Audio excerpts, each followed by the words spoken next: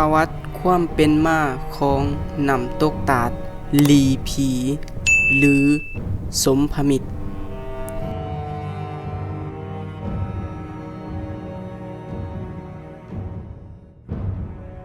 แต่ก่อนหลังจากการต่อสู้กูศาสตร์ต้านสงครามสมัยฝรั่งเข้ามาหุกห้านลาว มีผู้คนจำนวนหลวงหลายได้เสียชีวิตในการต่อสู้กูศาสตร์และด้วยเหตุนั้นจึงเฮ็ดให้ผู้คนที่เสียชีวิตไหลนำมาขังอยู่ลีของประชาชนที่เขาเจ้าใส่เอาปลาซึ่งเป็นศพคนจำนวนหลวงหลายบ่ว่าจะเป็นเด็กน้อย ผู้เฒ่า ผู้แก่สารพัดเต็มอยู่ลีของประชาชนฉะนั้นเขาเลยเอิ้นน้ำตกตาดแห่งนี้ว่าน้ำตกตาดลีผี ในบริเวณนี้ก็เป็นอีกสถานที่หนึ่งที่ศักดิ์สิทธิ์ถ้าหากว่าเฮาเชื่อเกี่ยวกับสิ่งที่เฮาเบิ่งบ่เห็นคือในเขตนี้แต่ละปีมันจะเอาคนคนหนึ่งเพื่อสังเวยชีวิตให้แก่พวกผีเจ้าทินเจ้าทานที่สถิตอยู่ในสถานที่แห่งนี้และอีกชื่อหนึ่งที่ประชาชนเอิ้นคือน้ำตกตาดสมพมิตรน้ำตกตาดสมพมิตรก็แม่นมาจากความหมายของแม่น้ำคลองแต่ละจุดแต่ละสายที่ไหลมาจอดกันเสื่อมโยมกันเลยเอิ้นว่าน้ำตกตาดสมพมิตร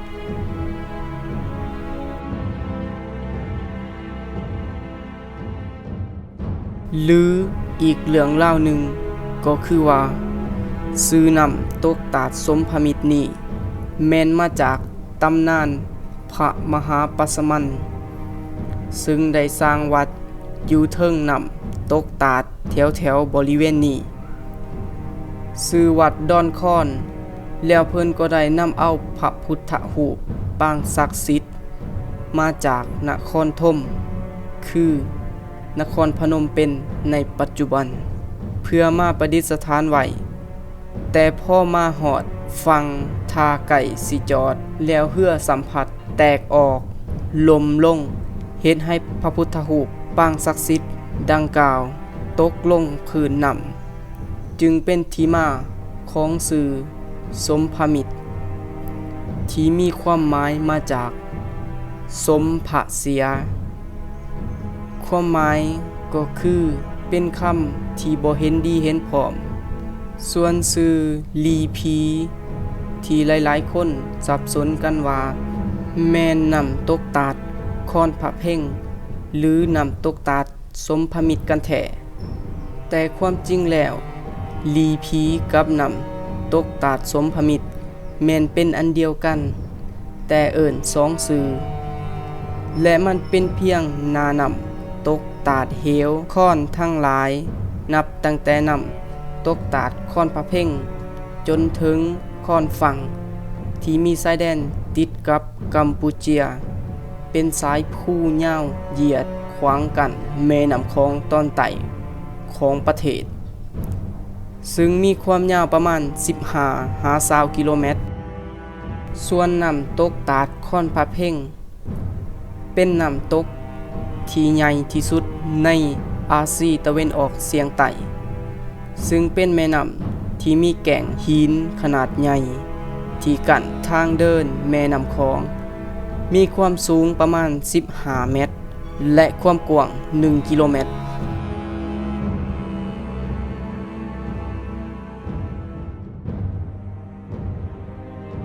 แต่พอมาฮอดปัจจุบันนี้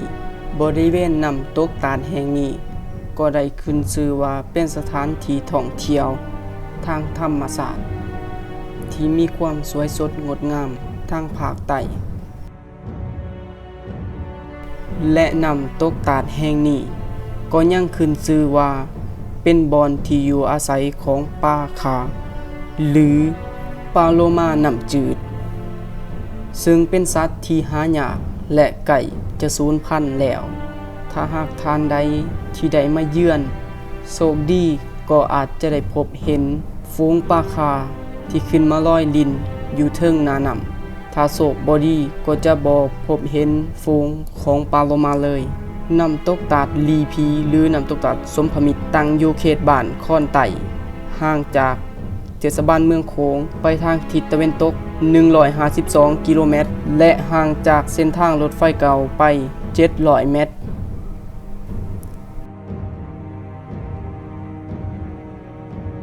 ตาดแห่งนี้มีชื่อเสียงห้องลงมาจากน้ำตกตาดคอนพะเพ่งที่มีความสวยสดงดงามตลอดปี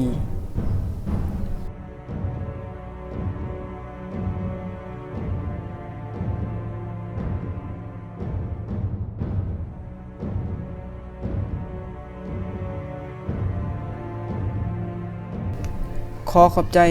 ทุกๆทานที่เขามาหับมาส้มและอย่าลืมกดไลค์กดแชร์